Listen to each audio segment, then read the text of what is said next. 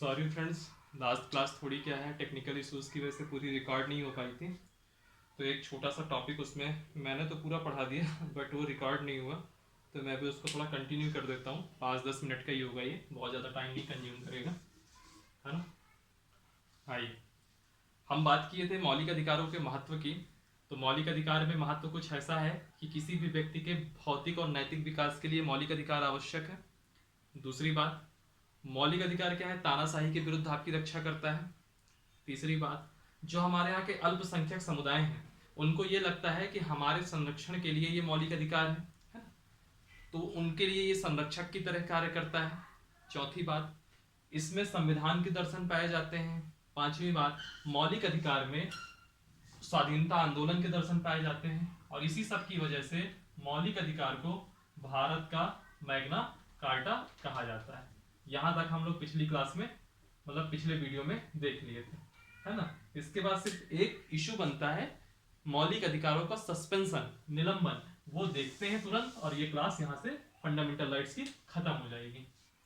ठीक है, fundamental rights का निलंबन, मौलिक अधिकारों का सस्पेंशन। यहां पे हम लोग को तीन चीजें देखनी है। पहली, आर्टिकल 358, दूसरा आर्टिकल 359 और फिर 44वां संविधान संशोधन 1978। ठीक, सबसे पहले हम बात करते हैं आर्टिकल 358 की। मान लीजिए भारत का किसी देश के साथ युद्ध हो गया। हम पाकिस्तान लेते हैं, पाकिस्तान क्या है, मारने पीटने के लिए अच्छा रहता है। मान लीजिए भारत का किसी देश के साथ युद्ध हो गया, या कोई दूसरा देश, अब यहां चीन ले लेते हैं, कोई दूसरा देश भारत पे हमला कर दे, तो युद्ध या बाह्य आक्रमण की स्थिति में देश में राष्ट्रीय आपात लगाया जा सकता है। मान लीजिए राष्ट्रीय आपातकाल लग गया, राष्ट्रीय आपात की सिचुएशन आ गई, नेशनल इमरजेंसी लग गया, तो अनुच्छेद 358 कहता है कि इस नेशनल इमरजेंसी की स्थिति में आर्टिकल 19 स्वतः निलंबित हो जाएगा। अभिव्यक्ति की स्वतंत्रता वाला अनुच्छेद 19 याद करिए, ये स्वतः निलंबित हो जाएगा। इसके लिए कोई आदेश वादेश लाने की जरूरत नहीं है। अगर राष्ट्रीय आपात लगता है तो अनुच्छेद 358 कहता है कि आर्टिकल 19 स्वतः निलंबित हो जाएगा। बात आई कि 19 तो निलंबित हो गया, बाकी के मौलिक अधिकारों का क्या? तो इसके लिए भी संविधान ने व्यवस्था कर दी आर्टिकल 359 में। यही सेम सिचुएशन, युद्ध हो गया या बाह्य आक्रमण हो गया और आपातकाल लग गया, राष्ट्रीय आपात, नेशनल इमरजेंसी लग गई, तब क्या होगा? राष्ट्रपति आदेश जारी कर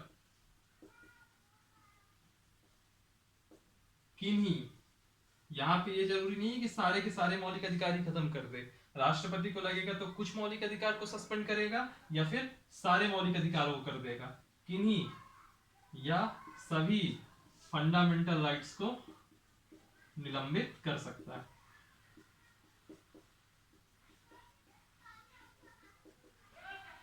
ये कहता है आपका अनुच्छेद 359, यानी कि 358 ने कहा युद्ध या बाह्य आक्रमण जैसी कोई कंडीशन होती है और राष्ट्रीय आपात लग जाता है तो अनुच्छेद 19 खुद निलंबित हो जाएगा।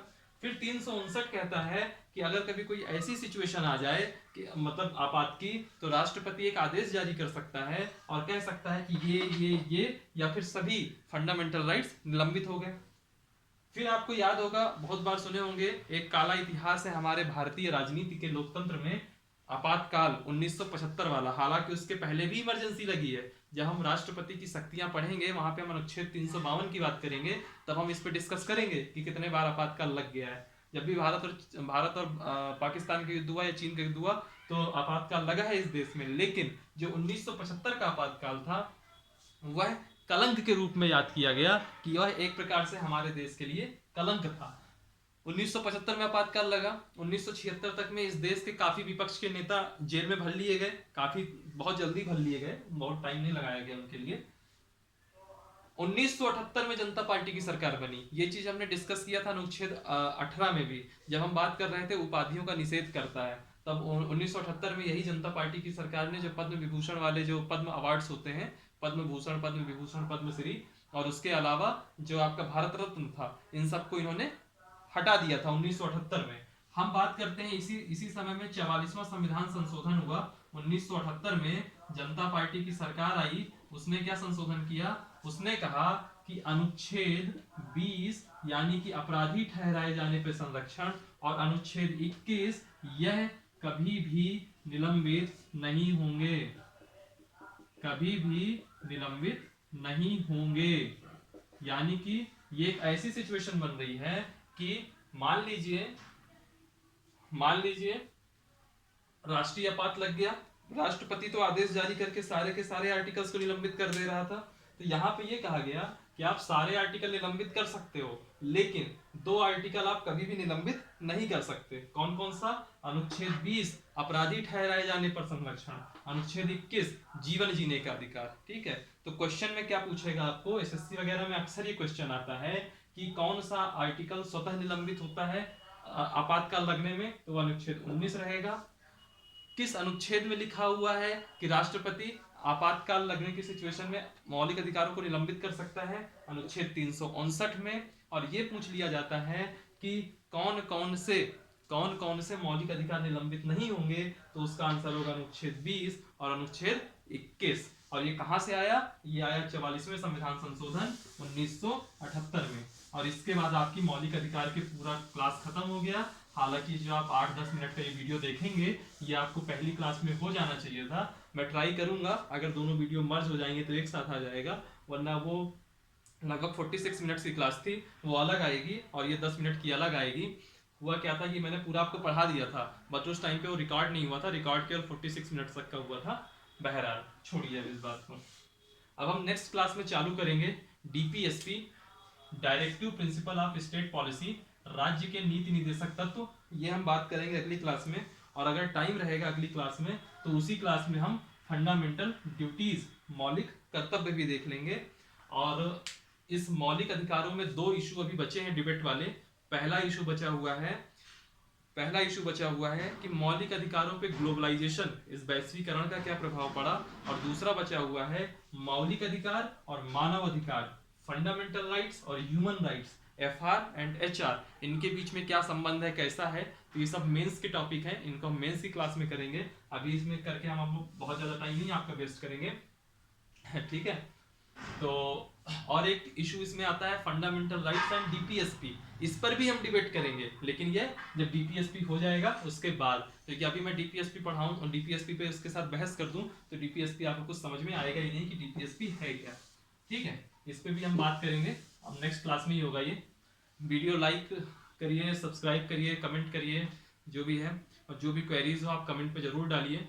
कल कुछ क्वेरीज आई थी, अब हम लोग रीजनिंग के भी वीडियोज ला रहे हैं आपके लिए। कैलेंडर का भी एक वीडियो आया है। कैलेंडर में हालांकि वो वीडियो जो था, मैंने आपको एक लाइन बोली थी उसमें, जो कैलेंडर का वीडियो आया है, हालांकि ये जीएस की क्लास है, इसमें मुझे नहीं कहना चाहिए, लेकिन फिर भी मैं उसका दे देता हूँ ओवरव्यू, जो भी मेरी बात रखनी थी मुझे। कैलेंडर में जो क्लास आई थी वो मैंने आपको पहले ही बताया था, वो सिर्फ और सिर्फ एनटीपीसी के लिए थी, क्योंकि क्या रेलवे और एनटीपीसी के भी एग्जाम चल रहे हैं, तो उनके अकॉर्डिंग मैंने उसमें जो बिल्कुल हल्के थोड़े क्वेश्चन होते हैं केवल उनको देखा था, कि जैसे इस तारीख को कौन सा दिन पड़ेगा, इस तारीख को कौन सा दिन पड़ेगा। बाकी मैं उसमें बहुत डिटेल में नहीं गया था। अभी सिर्फ और सिर्फ एनटीपीसी से रिलेटेड उसमें क्लास आएगी। जो भी 8-10 रीजनिंग के वीडियोस बनेंगे वो आएंगे, अभी वो सिर्फ और सिर्फ एनटीपीसी के लेवल के रहेंगे। और फिर उसके बाद उसका जो अपडेटेड वर्जन रहेगा, जिसमें क्वेश्चंस का लेवल भी हाई रहेगा एसएससी वगैरह के हिसाब से, वह सब भी जल्दी से जल्दी आएंगे।